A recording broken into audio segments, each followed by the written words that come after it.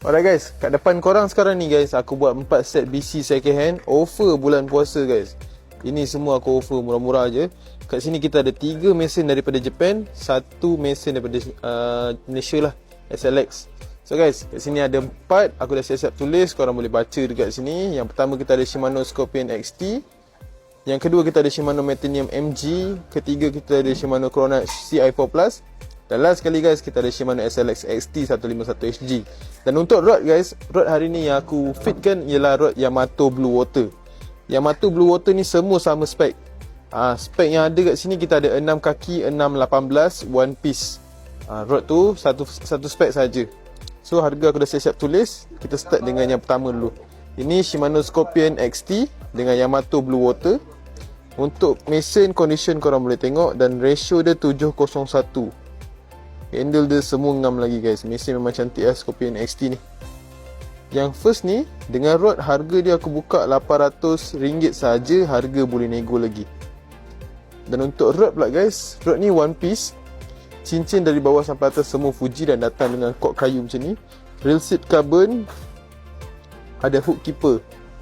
Rod memang lawa guys. Powerlifting rod ni pun padu juga. So yang first ni RM800, harga boleh nego lagi. Yang kedua guys, kita ada Shimano Metanium MG dengan Yamato Blue Water. Harga dia pun RM800. Ini Metanium MG, lama punya Metanium. Korang boleh tengok design dia. Ratio 6:1, tapi condition dia memang cantik guys, siap dengan tali. Handles dia semua ngam, memang lawa. Ni harga dia RM800 saja, boleh nego. Next kita ada Shimano Chronax CI4 Plus. Harga dia 7.5 dengan rod. Korang tengok, memang cantik guys. Mesin dari Japan. Ratio 6:1, ada X ship lagi.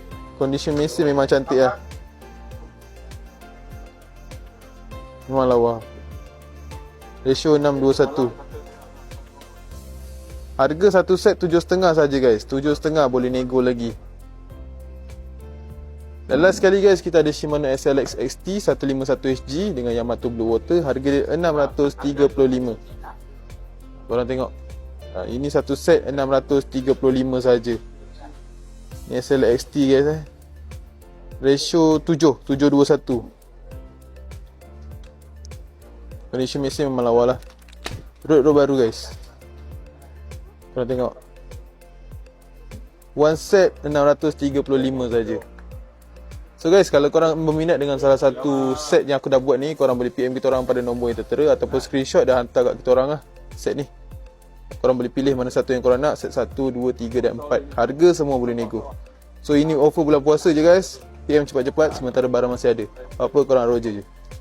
Dan kami juga menerima track in race dan road. Sekian, terima kasih.